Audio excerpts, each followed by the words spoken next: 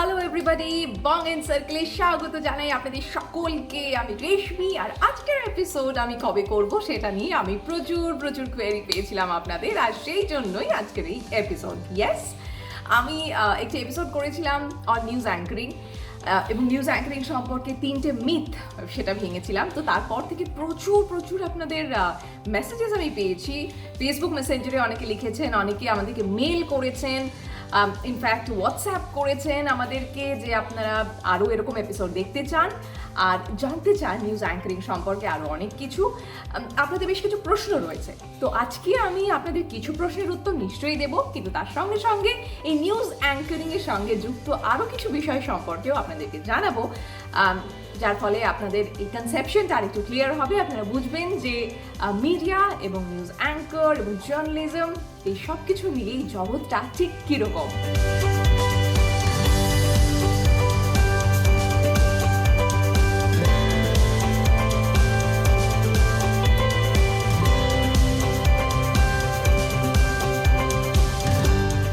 Newsroom হচ্ছে এমন একটি জায়গা যেখানে সমস্ত খবর নিয়ে কাটাছেঁড়া হয়, লেখা হয়, ভয়েস ওভার হয়, এডিটিং হয়, বিভিন্ন রকম ফিড ঢুকছে, গ্রাফিক্স কাজ করছে, লাইব্রেরি ছবি দিচ্ছে, মানে একটা হুলুস্থুল। ওখানেই কিন্তু প্রত্যেকে আমরা ব্রিফ নিচ্ছি, অর্থাৎ একটা খবর যখন ঢুকছে সেটা যদি ব্রেকিং নিউজ হয় সঙ্গে সঙ্গে সেটা নিয়ে হয়তো ফোনও নেওয়া হচ্ছে, বা একজন জার্নালিস্ট হয়তো দাঁড়িয়ে পড়ছেন সেটা নিয়ে একটা চ্যাট দেবেন বলে, এবং যিনি নিউজ অ্যাঙ্কার তাকে হয়তো সেই মুহূর্তে বোঝানো হচ্ছে। লাস্ট মোমেন্ট এমনও হয় যে আমরা ছুটে নিউজ রুম থেকে গিয়ে স্টুডিওতে ঢুকছি, তার আগে যে 2-3টে কথা হয়তো আমাদের কানে এলো সেটা নিয়েই শুরু করে দিতে হলো। কাজে এটা হচ্ছে সেই আতুর ঘর। সাধারণত মানুষ ভাবেন যে নিউজ অ্যাঙ্কার যিনি হন তার সঙ্গে বুঝি বাকি ডিপার্টমেন্টদের একটা দূরত্ব থাকে, একদমই না। ডেস্ক পার্সন যিনি থাকেন তিনি কিন্তু মানে অবশ্যই একটা মেরুদণ্ড। তারা কিন্তু এই সমস্ত খবরাখবর আসার পর তাদের কাজ সেগুলোকে লেখা, কোন পদ্ধতিতে কি একের পর এক যে নিউজগুলো যাবে সেটা একটি তালিকা তৈরি করা হয়, সেটাকে রানডাউন বলে। তো রানডাউন প্রডিউসার থাকেন, প্যানেল প্রডিউসার থাকেন, যিনি ফাইনালি কাউন্টডাউনটা দেন, এবং সমস্ত ইপি বলে যে বিষয়টি থাকিয়ে ফোন, সেখানে কিন্তু সমস্ত রকম নির্দেশ তিনি পৌঁছে দেন। এডিটরও থাকেন যারা সেই মুহূর্তে খুব দ্রুততার সঙ্গে ভিজুয়াল এডিট করে দিচ্ছেন, বাইট এডিট করে দিচ্ছেন, এবং একজন নিউজ অ্যাঙ্কার ফাইনালি পরিবেশন করছেন ঠিকই খবরটা, কিন্তু সবকটা ডিপার্টমেন্ট কিন্তু তার পেছনে রয়েছে।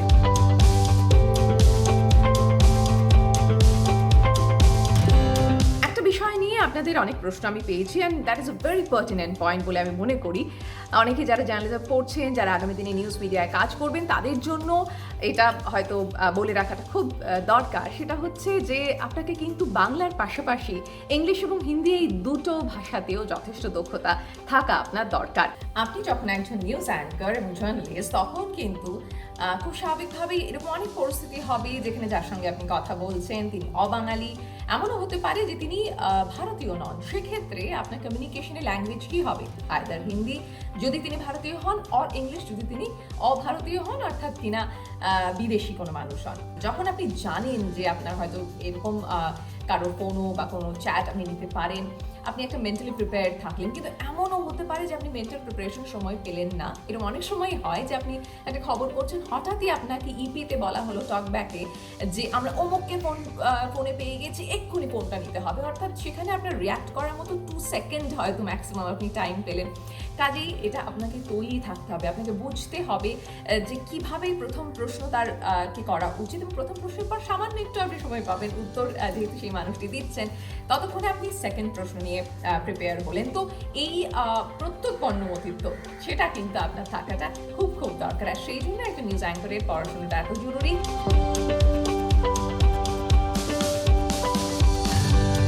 এবারে আরেকটা প্রশ্নের উত্তর আমি দিতে চাই। এটা প্রশ্ন এবং তার পাশাপাশি আমার মনে হয় একটা ভুল ধারণা, যেটা হয়তো সাধারণত অনেকের মনে থাকতে পারে। এই বিষয়ে অনেকের প্রশ্ন আসলে আমি পেয়েছি। তারা এটা বলছেন যে তারা হয়তো একটা অন্য কোনো প্রফেশনে রয়েছেন, তার পাশাপাশি তার নিউজ অ্যাঙ্কারিং করতে চান, কিভাবে করবেন।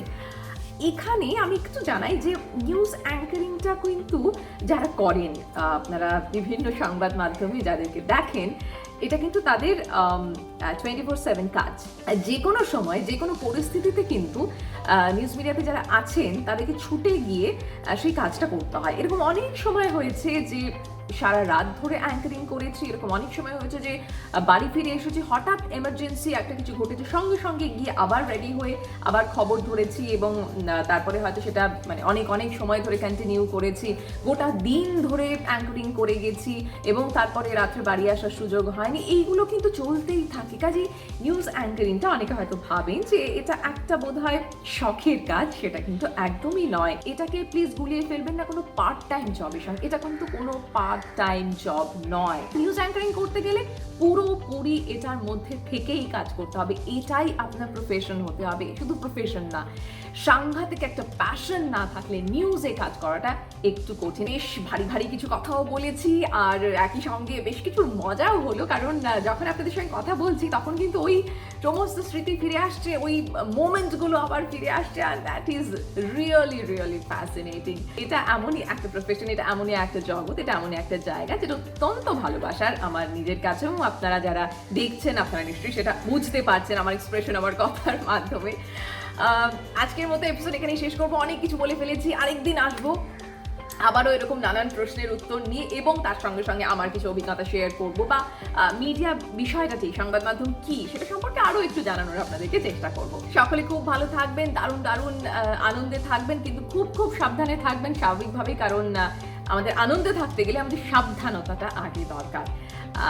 আর অবশ্যই খুব তাড়াতাড়ি আরেকটা এপিসোডে দেখা হচ্ছে, কিন্তু হ্যাঁ আপনারা কিন্তু বেল আইকন একদম ভুলবেন না, ভুলে যাচ্ছেন নাকি, এটা প্লিজ করবেন না, কিন্তু বেল আইকন চাই চাই চাই। আর তার পাশাপাশি অবশ্যই লাইক, কমেন্ট এবং শেয়ার বং এন্ড সার্কেলের সমস্ত এপিসোড আপনারা দেখুন, আপনাদের মতামত জানান, আমাদেরকে মেল করুন। আপনাদের সাপোর্ট আমাদের ভীষণ ভীষণ দরকার। দেখা হচ্ছে, টাটা।